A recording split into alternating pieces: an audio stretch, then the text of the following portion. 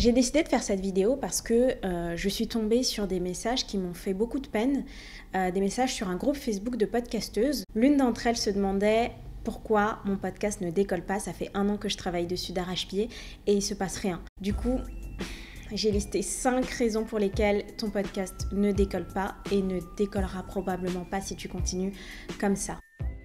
Et tiens-toi prêt ou prête pour la 3e raison parce que ça te concerne forcément. La première raison pour laquelle ton podcast ne va probablement pas décoller, c'est parce que tu n'as pas de bande-annonce. Ça peut te paraître être un détail, mais en fait, quand on arrive sur la page de ton podcast, on tombe sur 1 heure d'épisode. Et quand on ne te connaît pas, c'est difficile de s'engager sur un temps aussi long. On n'est pas sûr en fait que ton podcast est bon et qu'on va passer un bon moment. Alors que si tu crées une bande-annonce d'1 minute pour expliquer ton concept, ta vision, et quand je parle de vision, c'est vraiment très important parce que quand on crée un podcast, on crée une espèce de famille. Du coup, il faut qu'il y ait une direction en fait à ton podcast. C'est quoi? De quoi ton podcast est-il le nom? Est-ce que tu fais un podcast sur, je sais pas moi, les femmes qui veulent pas d'enfants et du coup je vais me reconnaître là-dedans? Ou est-ce que tu fais un podcast pour les amoureux de la moto? Ça c'est vraiment très important.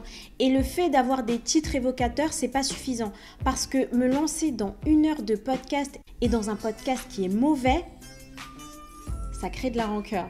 Donc, fais une belle bande-annonce avec une bonne petite musique, mais de l'énergie. Explique pourquoi tu as fait ce podcast et qu'est-ce qu'on va y retrouver régulièrement. Et surtout, vraiment le plus important, c'est pourquoi tu fais ce podcast. Ça, c'est le truc qui va permettre aux gens de se reconnaître dans ton concept et de vouloir rejoindre un peu le mouvement que tu crées avec ton podcast. La 2e explication, c'est que ton concept est trop large. Je l'ai évoqué un petit peu, un podcast, c'est une famille.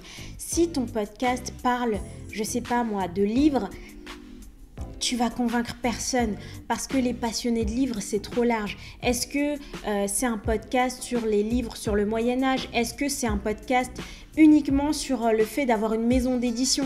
Et en fait, l'idée, c'est de créer un cercle fermé, un club. Tu sais, quand on fait un podcast, on crée une tribu. Et quand les gens qui écoutent le même podcast, c'est un peu comme avec les séries, mais quand les gens qui écoutent le même podcast se rencontrent, se disent « Ah, toi aussi t'écoutes ce podcast » et du coup on a ce lien-là. Il faut être excluant. C'est très contre-intuitif ce que je dis, mais c'est vrai. Pour attirer les gens à soi, il faut exclure. Tu ne peux pas faire un podcast sur tout et n'importe quoi. Les podcasts sur les personnes inspirantes, ça sert à rien. Ça marchera pas. Et s'il y en a qui ont marché, est-ce que tu veux vraiment compter sur les exceptions? Je pense pas. Le 3e, alors ça c'est le plus important, c'est que tu fais trop confiance à l'algorithme. Les plateformes de podcast, elles fonctionnent pas comme YouTube. Il n'y a pas une avalanche de personnes qui vont arriver vers ton podcast comme par magie. Tu vas pas devenir le prochain Cyprien du podcast comme par magie. C'est pas juste, je te l'accorde, ce serait bien que ce soit comme d'autres plateformes, comme TikTok par exemple, où on peut faire une vidéo et direct on devient, en tout cas si ça plaît au public, on peut devenir viral. Et dans le podcast, c'est pas comme ça, il y a énormément de travail. Si ça fait un moment que tu as lancé ton podcast, ça peut être vraiment épuisant. C'est pour ça que moi, je mets jamais mes podcasts gratuitement comme ça sur les plateformes. Je fais toujours appel à un studio de production et du coup, je bénéficie de l'audience de ce studio de production.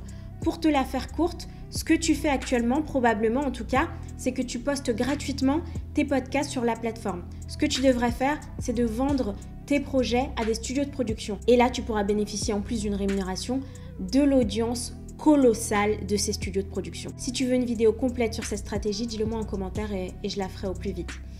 On continue. Tu n'as pas de communauté. Lancer un podcast alors que tu n'as pas de communauté n'a pas de sens. Soit tu fais appel à un studio de production comme moi, soit tu as déjà une communauté et t'es, je sais pas moi, un Super Lumos qui lance un podcast et qui cartonne directement. Mais ces personnalités comme Super Lumos, Lena Situation ou Enjoy Phoenix, elles ont déjà une audience, elles ont déjà une communauté qui les adore.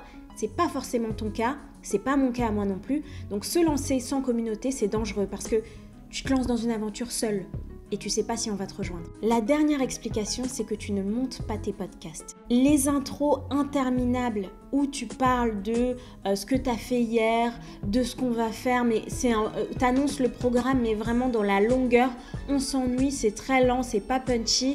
T'as sauté l'étape du montage parce que je sais que le montage prend du temps. Je vais te donner un tips pour que ça aille plus vite, mais faut pas que tu passes à côté de ça. Le fait de monter ton podcast, c'est une forme de respect pour ton public. Tu enlèves tout ce qui ne sert à rien, tu enlèves tout ce qui ralentit le rythme, tout ce qui ennuie finalement. Donc au montage, moi, mon astuce, c'est de me concentrer sur un truc. Qu'est-ce que je veux raconter dans cet épisode? Qu'est-ce que je veux raconter dans ce podcast? Et ça se résume en une seule phrase. Tout ce qui ne fait pas partie de ce que je veux raconter, ça gerte. En bonus, je t'ai préparé des PDF gratuits dans la description. Tu trouveras forcément ton bonheur pour augmenter les écoutes de ton podcast. Et n'oublie pas surtout de t'abonner pour ne pas louper les prochaines vidéos.